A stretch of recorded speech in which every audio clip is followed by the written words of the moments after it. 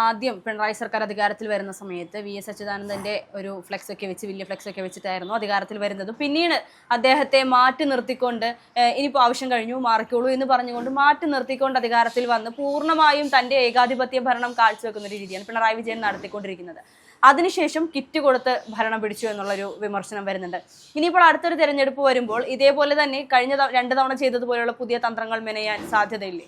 ആ തന്ത്രമൊന്നും ഒരു കാരണവശാലും ഫലിക്കില്ല എന്നുള്ളതിൻ്റെ ഏറ്റവും വലിയ ഉദാഹരണമാണ് ഈ തെരഞ്ഞെടുപ്പ്. കാരണം ഒക്ടോബർ 29-ാം തീയതി പിണറായി വിജയൻ ഒരു പത്രസമ്മേളനം നടത്തി. ആ പത്രസമ്മേളനത്തിൽ ഏതാണ്ട് ഒരു 15,000 കോടി രൂപയുടെ ആനുകൂല്യങ്ങളാണ് പിണറായി വിജയൻ പ്രഖ്യാപിച്ചത്. അതായത് പഞ്ചായത്ത് തെരഞ്ഞെടുപ്പ് പെരുമാറ്റച്ചട്ടം വരുന്നതിന് ഏതാണ്ട് 2-3 ദിവസം മുമ്പ്. മനസ്സിലായോ? അതിൽ എന്തൊക്കെയാണ് ചെയ്തത്? 35 വയസ്സ് മുതൽ 60 വയസ്സ് വരെയുള്ള സ്ത്രീകൾക്ക് എന്തോ മാസം 1000 രൂപ, ക്ഷേമ പെൻഷനുകൾ എന്തോ 1600 നിന്ന് 1800 കൂട്ടുക, കൂട്ടി. അങ്ങനെ ഏതാണ്ട് ഒരു 10-15,000 കോടി രൂപയുടെ ആനുകൂല്യങ്ങൾ അന്ന് പ്രഖ്യാപിച്ചു. അതോടൊപ്പം തന്നെ എന്ത് ചെയ്തു? സോഷ്യൽ എഞ്ചിനീയറിങ്, അതായത് ഈഴവരെ പിടിക്കാൻ വെള്ളാപ്പള്ളി, നായരെ പിടിപ്പിക്കാനായിട്ട് സുകുമാരൻ നായർ, പിന്നോക്കക്കാരെ പിടിപ്പിക്കാനായിട്ട് പുന്നല ശ്രീകുമാർ, ക്രിസ്ത്യാനികൾ ഇപ്പോൾ തന്നെ ജോസ് കെ മാണിയുടെ കൂടെ നിൽക്കുന്നു എന്ന് പറഞ്ഞിട്ട് ജാതി സമവാക്യങ്ങളെല്ലാം കൂടെ ഒരുമിച്ച് കൊണ്ടുവരാൻ വേണ്ടി. ഇതെല്ലാം നടത്തിയിട്ടും അടിയല്ലേ ജനങ്ങൾ കൊടുത്തത്? നമ്മളൊന്ന് ആലോചിച്ച് നോക്കൂ. ആ കടൽ കിളവനും പടുകിളവനും അഴിമതിക്കാരനുമായിട്ടുള്ള വെള്ളാപ്പള്ളി കൊണ്ട് അയാളുടെ വിഷനാവ് അരിയുകയല്ലേ ജനങ്ങൾ ശരിക്കും ചെയ്തത്? അയാളെ കാറി കയറ്റിക്കൊണ്ട് വന്നതിന് പിണറായി വിജയൻ അടി കൊടുക്കുകയല്ലേ ജനങ്ങൾ ചെയ്തത്? ഈഴവരുടെ വോട്ട് ബഹുഭൂരിപക്ഷം UDF കിട്ടിയത്. നായന്മാരുടെ വോട്ട് പിന്നെ സുകുമാരൻ നായർ എന്താ ചെയ്തത്? പിണറായി വിജയന് പിന്തുണ കൊടുത്തെങ്കിലും മുഴുവൻ നായന്മാരും UDF വോട്ട് ചെയ്തത്. മുസ്ലിങ്ങൾ 100% UDF വോട്ട് ചെയ്തത്. അപ്പം ഇത് ശരിക്കും ജാതി രാഷ്ട്രീയത്തിന് കിട്ടിയ ഒരു തിരിച്ചടിയും കൂടാണിത്. 1. 2, ഈ കിറ്റും പെൻഷനും കൊടുത്ത് തങ്ങളെ കൂടെ നിർത്താൻ കഴിയില്ല, സമ്മതിക്കില്ല തങ്ങൾ, രാഷ്ട്രീയ വിഷയത്തിനെ തങ്ങൾ വോട്ട് ചെയ്യൂ എന്ന് അർത്ഥശങ്കയ്ക്കിടയില്ലാത്ത വിധം ഈക്വോക്കലായിട്ട് സംശയലേശമന്യേ ജനങ്ങൾ കൊടുത്ത ഒരു വിധിയാണ് ഈ വിധി.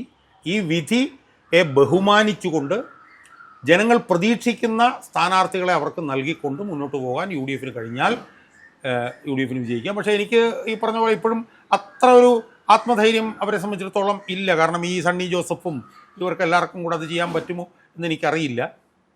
വേണുഗോപാൽ ഇവിടെ ഒന്ന് മത്സരിക്കുക, മനസ്സിലായില്ലേ? എനിക്ക് വേണുഗോപാൽ ഇവിടെ ഒന്ന് മത്സരിക്കുക, വി.ഡി. സതീശനെ മുഖ്യമന്ത്രി സ്ഥാനാർത്ഥിയാക്കുക, വേണേൽ രമേശ് ചെന്നിത്തലയ്ക്ക് മത്സരിക്കാൻ തന്നെ സാധ്യത കൊടുക്കാതിരിക്കുക. ഇങ്ങനെയൊക്കെ ചെയ്താൽ വേണമെങ്കിൽ അടുത്ത തവണയും പിണറായി വിജയൻ്റെ പോക്കറ്റിലേക്ക് ഭരണം കൊണ്ട് കൊടുക്കാൻ കഴിവുള്ള ഒരു സംവിധാനമാണ് UDF എന്നുള്ളത് നമ്മൾ മറക്കരുത് എന്നാണ് എനിക്ക് ഈ അവസരത്തിൽ പറയാൻ.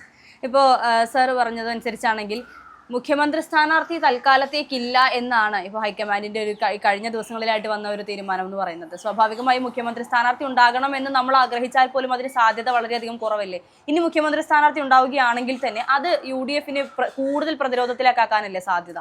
അതായത് നമ്മൾ 2-3 കാര്യങ്ങൾ നമ്മൾ കാണണം. ഈ കോൺഗ്രസിൻ്റെ അഖിലേന്ത്യാ തലത്തിലുള്ള അവസ്ഥ എന്താണെന്ന് നമ്മളൊന്ന് പരിശോധിക്കണം. കോൺഗ്രസ് പരമ ദുർബലമാണ്. അതെ, തീർച്ചയായിട്ടും. കോൺഗ്രസ് എവിടെയാണ് ഇപ്പോൾ ഉള്ളത്? തെലുങ്കാനയിലുണ്ട്, പിന്നെ മറ്റേ ഛത്തീസ്ഗഡിലുണ്ട്. ഛത്തീസ്ഗഡിലുള്ളവൻ എപ്പോൾ വേണമെങ്കിലും BJP പോകാം, മറ്റേ ഹേമന്ത് സോറൻ. പിന്നെ ഇപ്പുറത്ത് കുറച്ച് കർണാടകത്തിലുണ്ട്, കുറച്ച് തെലുങ്കാനയിലുണ്ട്. ഇത്രേ കോൺഗ്രസ് ഉള്ളൂ. ബാക്കി എല്ലായിടത്തും കോൺഗ്രസ് വട്ടപൂജയായി. തോറ്റ സംസ്ഥാനങ്ങളുടെ പേര് ഞാൻ പറയാൻ തുടങ്ങിയ സമയം ഒരുപാട് പോകുന്നുള്ളതുകൊണ്ട് ഞാൻ അതിനകത്തേക്ക് പോകുന്നില്ല.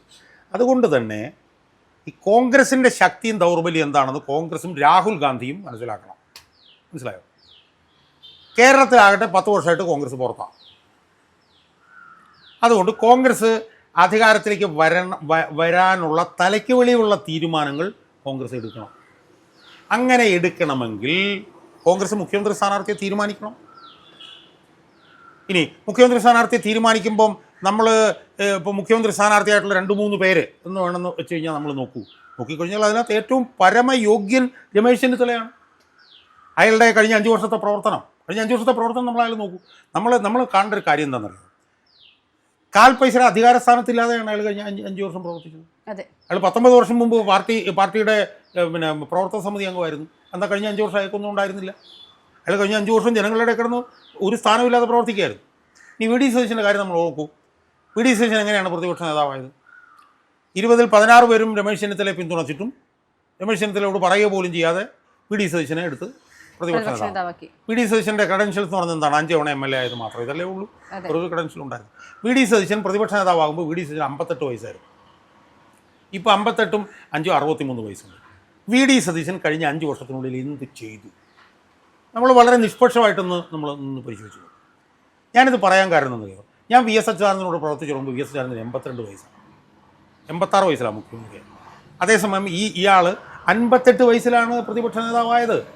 5 വർഷത്തെ ഇയാളുടെ പ്രവർത്തനത്തിൻ്റെ എന്ത് നേട്ടം നമുക്ക് കാണാൻ കഴിയും?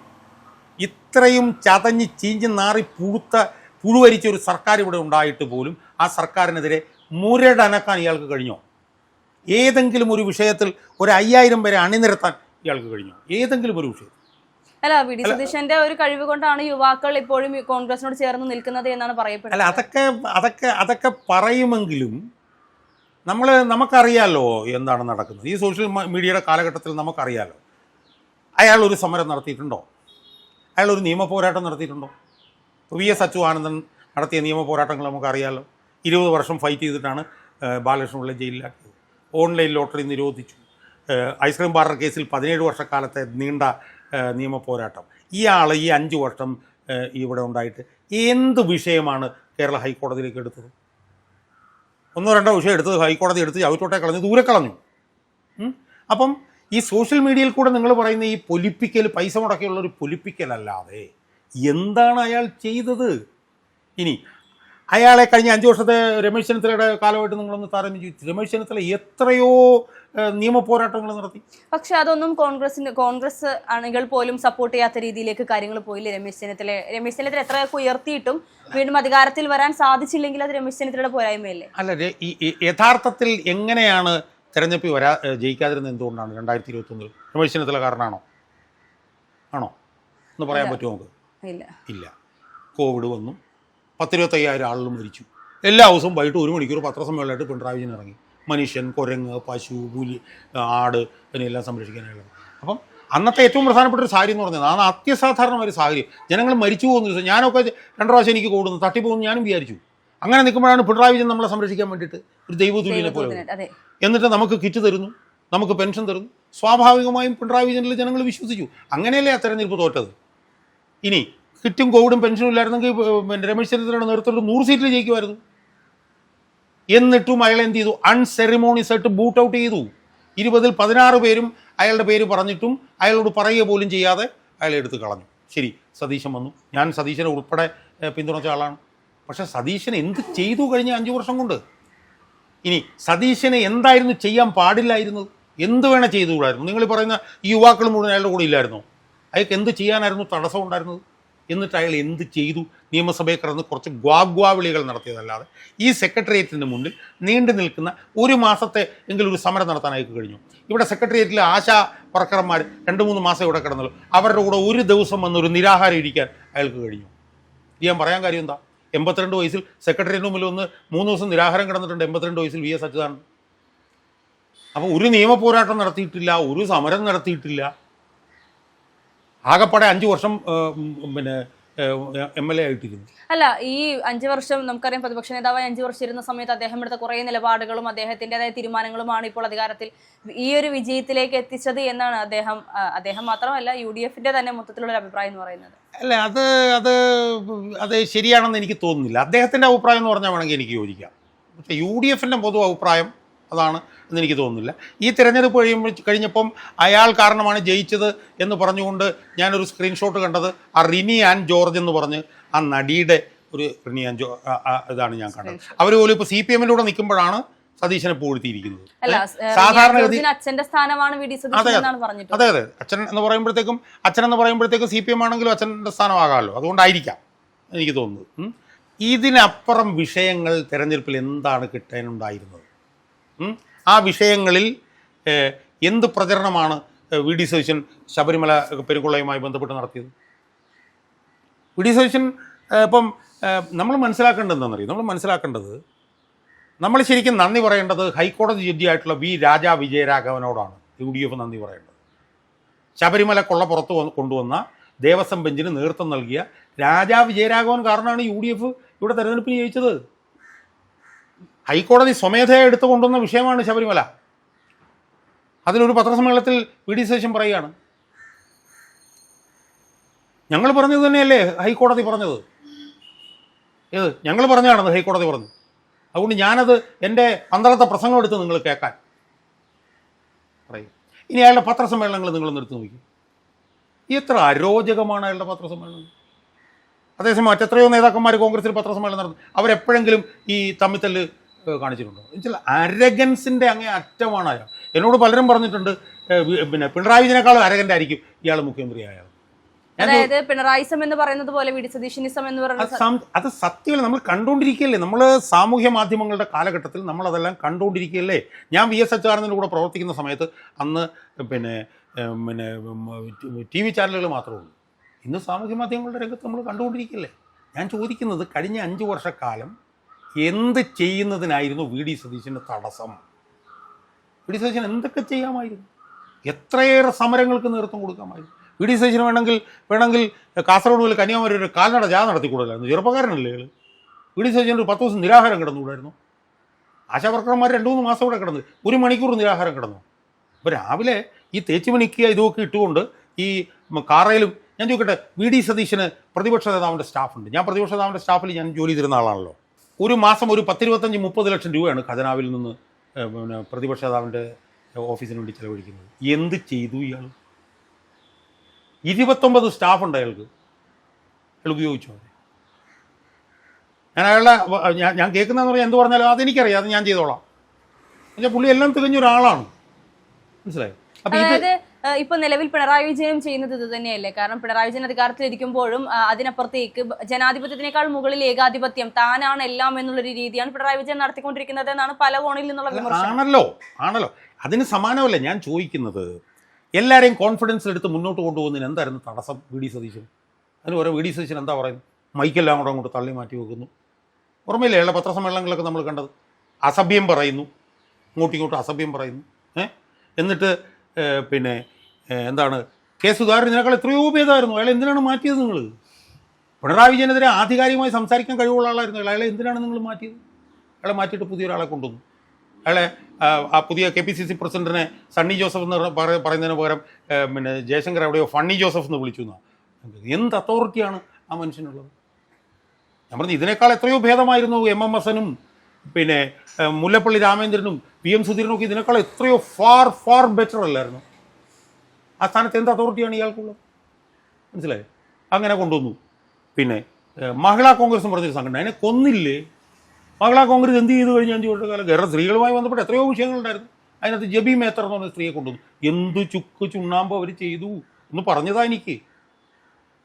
യൂത്ത് കോൺഗ്രസിൽ 1-ാം നമ്പർ ചെറുപ്പക്കാരുണ്ടായിരുന്നു, അബിൻ വർക്കി. ഏതാണ്ട് 1,75,000 വോട്ട് മേടിച്ചു. അവനെടുത്ത് ദൂരെ കളഞ്ഞു. എന്നിട്ട് ഏതോ ഒരു ചെറുക്കനെ കൊണ്ടുവന്നു. അവൻ്റെ പേര് പോലും എനിക്ക് ഓർമ്മയില്ല. എനിക്ക് ഓർമ്മയില്ല. അല്ല, അബിൻ വർക്കി കേന്ദ്ര നേതൃത്വത്തിലേക്ക് വിട്ടു എന്നാണ് പറയുന്നത്. അത് കേന്ദ്ര നേതൃത്വത്തിന് വിട്ടു ഇല്ലയോ എന്നുള്ളത് എനിക്ക് വിഷയമല്ല. കാരണം ഞാൻ കോൺഗ്രസ്സുകാരനല്ല. കേന്ദ്ര നേതൃത്വത്തിലേക്ക് വിടുകയാണോ അബിൻ വർക്കി? ഏറ്റവും കൂടുതൽ കഴിവുള്ള ചെറുപ്പക്കാരല്ല. ഇവിടുത്തെ സമര പോരാട്ടങ്ങളുടെ മുന്നിൽ അവനെ നിർത്തി അവനെ എത്രയും പെട്ടെന്ന് യൂത്ത് കോൺഗ്രസിൻ്റെ സംസ്ഥാന പ്രസിഡന്റ് ആക്കുകയായിരുന്നു ചെയ്യേണ്ടിയിരുന്നു. അല്ലാതെ അവനെ കേന്ദ്ര നേതൃത്വത്തിലേക്ക് വിടുകയായിരുന്നു. എത്രയോ കഴിവുള്ള ചെറുപ്പക്കാരനാണ്. അവൻ്റെ പത്രസമ്മേളനമൊക്കെ കാണാം, എത്ര ഉജ്ജ്വലമായിട്ടാണ്. ഈ റിപ്പോർട്ടർ ചാനലുകാരൻ, മരംകൊള്ളക്കാരൻ്റെ ചാനലെന്നാണ് ഞാൻ പറയുന്നത്, അവനായിട്ട് തർക്കമാണ് സതീശൻ സ്ഥിരമായി. പക്ഷേ ആ റിപ്പോർട്ടർ ചാനലുകാരനെ ഇരുത്തലിനടുത്ത് ഇരുത്തിക്കളഞ്ഞു ഈ അബിൻ വർക്കി. അതുപോലെ കഴിവുള്ള യൂത്ത് കോൺഗ്രസിനെ കൊന്നു, മഹിളാ കോൺഗ്രസിനെ കൊന്നു, KPCCയെ കൊന്നു. എന്തൊരു ഗതികെട്ട അവസ്ഥയാണ്. അപ്പം ഞാൻ അവസാനമായി ചോദിക്കുന്ന ചോദ്യം, വി ഡി സതീശന് എല്ലാവരെയും ഒരുമിച്ച് കൊണ്ടുപോവുകയും രമേശ് ചെന്നിത്തലയെ കൊണ്ടുപോലും ആ വി ഡി സതീശനാവണം മുഖ്യമന്ത്രി എന്ന് പറയിപ്പിക്കുന്നതിന് എന്തായിരുന്നു തടസ്സം? അങ്ങനെ കഴിഞ്ഞില്ലെങ്കിൽ അത് സ്വയം കൃതാനർത്ഥമാണ്, സെൽഫ് മെയ്ഡാണ്. അയാളുടെ പ്രവർത്തനം കൊണ്ടാണ് അയാൾ ഏറ്റവും മൂലയ്ക്കായി പോയത്. മനസ്സിലായി? അപ്പം അതുകൊണ്ട് UDF വരാനുള്ള സാധ്യത ഇനിയുണ്ട്. അവർ ഉപയോഗിച്ച് അതിനനുസരിച്ച് ചെയ്താൽ കൊള്ളാം. അല്ലെങ്കിൽ അവിടെ ഇരിക്കും, പിണറായി വിജയൻ ഇവിടെ ഇരിക്കും. അത്രയും. അല്ല, ഒരു സമയത്ത് VSന്റെ മരണത്തിന് ശേഷം ഒരു കൂട്ടം ആളുകൾ പറഞ്ഞിരുന്നത്, അല്ലെങ്കിൽ VSനെ അത്രത്തോളം സ്നേഹിച്ചിരുന്ന ഒരു കൂട്ടം ആളുകൾ പറഞ്ഞത്, ഇനി കോൺഗ്രസിൽ ഇത്തരത്തിലൊരു കമ്മ്യൂണിസ്റ്റ് അല്ലെങ്കിൽ ഒരു കമ്മ്യൂണിസ്റ്റ് ആശയങ്ങൾ ഉയർത്തിപ്പിടിക്കുന്ന ഒരു വ്യക്തി ഇപ്പോഴില്ല, അല്ലെങ്കിൽ യഥാർത്ഥമായൊരു കമ്മ്യൂണിസ്റ്റ് ഇപ്പോൾ ഇന്നത്തെ CPM ഇല്ല എന്നാണ്. യഥാർത്ഥത്തിൽ അങ്ങനെ ആരെങ്കിലും ഇപ്പോൾ നിലവിലുണ്ടോ? ഒരാൾ പോലുമില്ല. കുറേ മൂട് താങ്ങികളും കുറേ അഴിമതിക്കാരും കുറേ ശ്രീപീഠകന്മാരും കുറേ കയ്യേറ്റക്കാരും ഒക്കെ മാത്രമേ ഇപ്പോൾ ഇതിനകത്തുള്ളൂ. നമ്മളിപ്പോൾ സംസ്ഥാന സെക്രട്ടറിയുടെ ഒരു അവസ്ഥ കാണുന്നില്ല. എത്ര ഗതികെട്ട ഒരവസ്ഥയാണ്. ഞാനതാണ് ഈ ടേണിംഗ് ഇൻ ദ ഗ്രേവ് എന്ന് ഞാൻ പറഞ്ഞത്. ഈ മരിച്ചവരെ അപകീർത്തിപ്പെടുത്തി കഴിഞ്ഞാൽ അതിന് നമ്മൾ ടേണിംഗ് ഇൻ ദ ഗ്രേവ് എന്ന് ഞാൻ പറഞ്ഞത്. അതുകൊണ്ട് ഞാൻ പറഞ്ഞത് EMS നായനാരും PS ഒക്കെ കുഴിമാടങ്ങളിൽ കിടന്ന് നിലവിളിക്കുകയായിരിക്കും ഇയാളുടെ പ്രകടനം കാണുമ്പോഴത്തേക്ക് കാണുന്നത്. അപ്പോൾ ഇത് കംപ്ലീറ്റ് ചീഞ്ഞളിഞ്ഞൊരു പാർട്ടിയാണ് ഇപ്പോൾ. അല്ല, അഴിമതിക്കെതിരെ അത്രത്തോളം പ്രവർത്തിച്ചിരുന്ന, കഠിനമായി പരിശ്രമിച്ചിരുന്ന ഒരു വ്യക്തിയായിരുന്നു വി എസ് അച്യുതാനന്ദൻ. അതിന് നേരെ എതിരാക്കിക്കൊണ്ട് വി എസിനെ കാണിച്ചുകൊണ്ട് തന്നെ അധികാരത്തിൽ വന്ന പിണറായി വിജയൻ ഇങ്ങനെ ചെയ്യുമ്പോൾ, പക്ഷെ എന്തർത്ഥത്തിലാണ് അപ്പോൾ അദ്ദേഹം വീണ്ടും അധികാരത്തിൽ 2021 വന്നത് എന്നുള്ളത് വലിയൊരു സംശയം. അതിനെക്കുറിച്ച് നമ്മൾ പറഞ്ഞല്ലോ, അതൊരു അത്യസാധാരണമായൊരു സാഹചര്യത്തിൽ അയാളിൽ വിശ്വാസം അർപ്പിച്ച് ജനങ്ങൾ അയാളെ ജയിപ്പിക്കുകയാണ്. പക്ഷേ അതിനുശേഷം നമ്മൾ എന്തൊക്കെയാണ് കണ്ടത്? നമ്മൾ 2024 എന്താ കണ്ടത്? ആകെ ഒരു സീറ്റിൽ 20,000 വോട്ടിൻ്റെ ഭൂരിപക്ഷം മാത്രമാണ് കിട്ടിയത്.